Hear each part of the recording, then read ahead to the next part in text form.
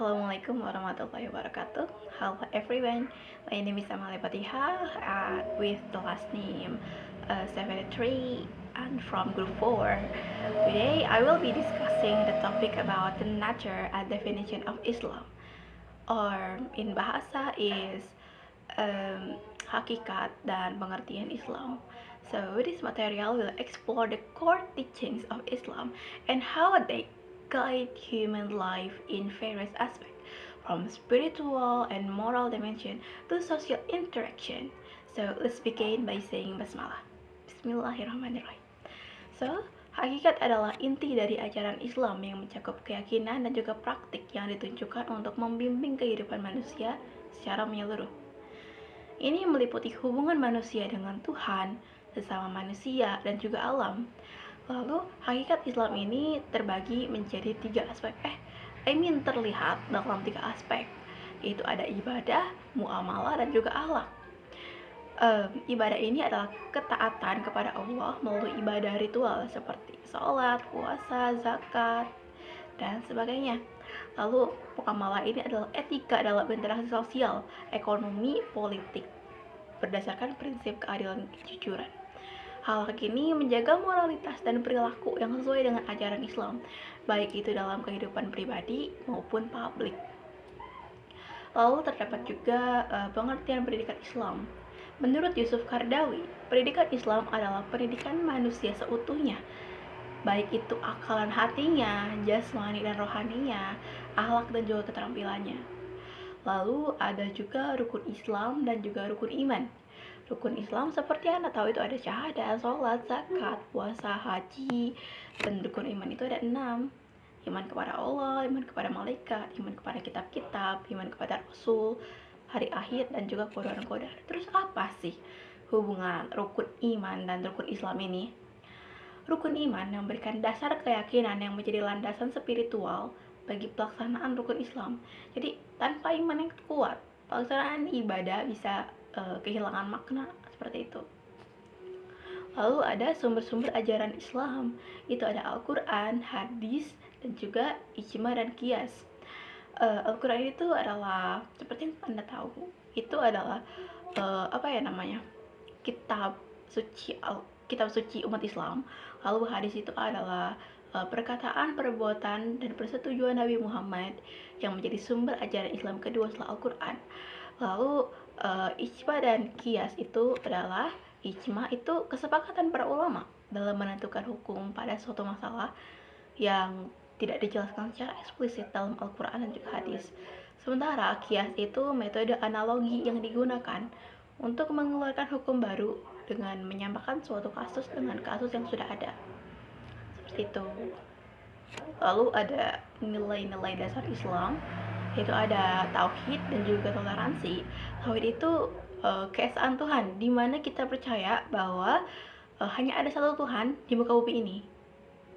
Juga tidak hanya di muka bumi, tapi di seluruh alam semesta yang patut disembah.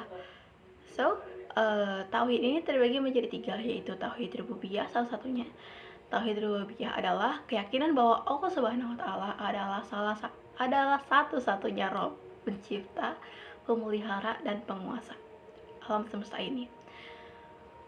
Terus contohnya, kita itu percaya bahwa Allah yang menciptakan langit, bumi, manusia, alien, semuanya, seluruh makhluk hidup di dunia ini.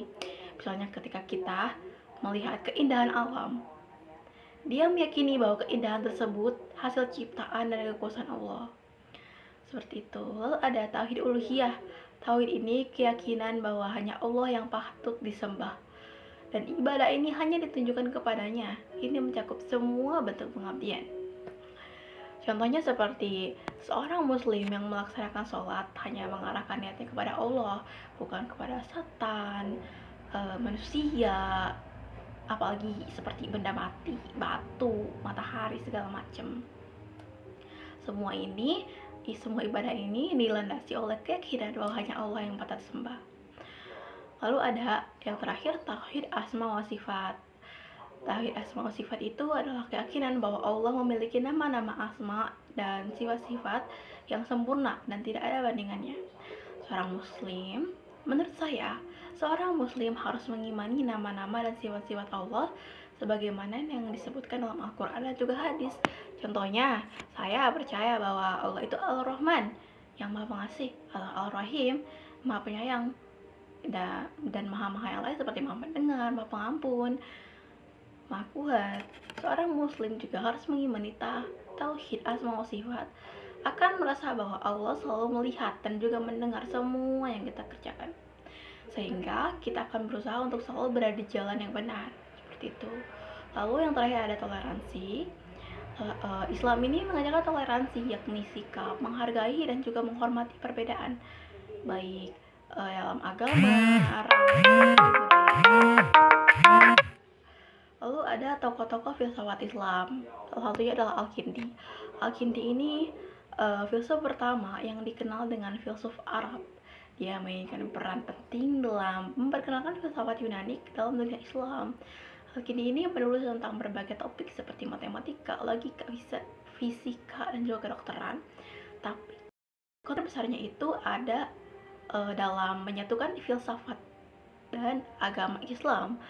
Al-Kindi ini percaya bahwa filsafat dan agama tidak bertentangan, melainkan saling melengkapi. Dia menekankan pentingnya akal dan juga logika dalam memahami wahyu, serta menjelaskan bahwa pengetahuan manusia berasal dari Allah melalui wahyu dan juga akal. Lalu ada Al-Farabi. Al-Farabi mengembangkan konsep Al-Madinah Al-Fadilah yang mirip dengan Republik Plato, di mana dia menggambarkan masyarakat ideal yang dipimpin oleh seorang filsuf raja yang bijaksana dan juga adil. Lalu ada Ibnu Sina. Ibnu Sina ini salah satu filsuf dan ilmuwan terbesar dalam sejarah Islam. Dia terkenal di bidang kedokteran, filsafat, metafisika. Ibnu Sina mengembangkan teori jiwa yang kompleks, di mana dia membagi jiwa menjadi 3 bagian: jiwa vegetatif, jiwa hewan, dan juga jiwa rasional. Dia juga mengintegrasikan filsafat Aristoteles dengan ajaran Islam, terutama dalam hal ontologi dan metafisika. Lalu ada Al-Ghazali. Al-Ghazali ini seorang teolog, filsuf, dan sufi yang mengkritik filsafat yang terlalu rasionalistik. Lalu Al-Ghazali ini juga menekankan pentingnya pengalaman spiritual dan mistisme dan memahami Allah. Dalam memahami Allah, dia juga berpendapat bahwa filsafat harus tunduk pada wahyu, dan bahwa akal manusia memiliki batasan dalam memahami kebenaran ilahi. Lalu juga ada Ibnu Rashid. Ibnu Rashid ini berargumen bahwa tidak ada kontradiksi antara agama dan juga filsafat, dan bahwa keduanya berfungsi untuk mencapai kebenaran yang sama.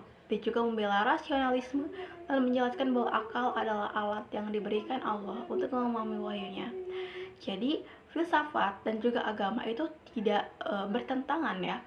Kalau misalnya Anda mempelajari filsafat secara mendalam, Anda akan menjadi seorang hamba yang lebih taat, seperti itu. Bukan karena Anda belajar filsafat Anda tidak percaya lagi pada Tuhan atau meragukan Tuhan, tidak. Lalu ada masa jabatan Nabi, kontribusi Nabi, dan juga Khulafaur Rasyidin. Di sini ada Nabi Muhammad SAW. Kontribusinya tentu kita sudah tahu. Beliau itu melalui wahyu Al-Quran, Nabi Muhammad ini menyebarkan ajaran tauhid dan juga menekankan pentingnya moralitas, keadilan, dan persaudaraan. Beliau juga mendirikan komunitas muslim yang pertama dan menjadi dasar dari perkembangan peradaban Islam. Beliau juga mengangkat derajat perempuan dan sebagainya. Lalu ada Abu Bakar As-Siddiq. Kontribusinya yaitu Abu Bakar dikenal karena ketegasannya dalam menegakkan syariat Islam dan mempersatukan kembali umat yang sempat tercerai-berai setelah wafatnya Nabi Muhammad. Dia juga memulih kompilasi Al-Quran dalam bentuk tertulis. Lalu yang ketiga ada Umar bin Khattab. Kontribusinya itu adalah Umar mendirikan banyak lembaga institusi penting seperti pengadilan, seperti Baitul Mal, dan juga sistem administrasi negara yang tertata. Beliau juga menetapkan kalender Hijriah sebagai penanggalan resmi umat Islam. Lalu ada Utsman bin Affan. Setelah Selain penyusunan mushaf Al-Quran, Utsman juga melanjutkan ekspansi wilayah Islam dan memperkuat angkatan laut Islam dan yang membawa kejayaan besar dalam perang melawan Kaisar Romawi Timur. Lalu ada Ali bin Abi Thalib. Kontribusinya ini memberikan contoh kepemimpinan yang berdasarkan pada nilai-nilai keadilan dan juga kesetaraan. Dia juga dikenal sebagai seorang ulama besar yang memberikan banyak sumbangan pemikiran dalam bidang hukum Islam. So, that concludes my explanation of the nature and definition of Islam. I hope this presentation has been informative and insightful. If you have any questions, feel free to leave the comment using the comment feature. Thank you for your attention. Let me know if you'd like any adjustments. So, Assalamualaikum warahmatullahi wabarakatuh.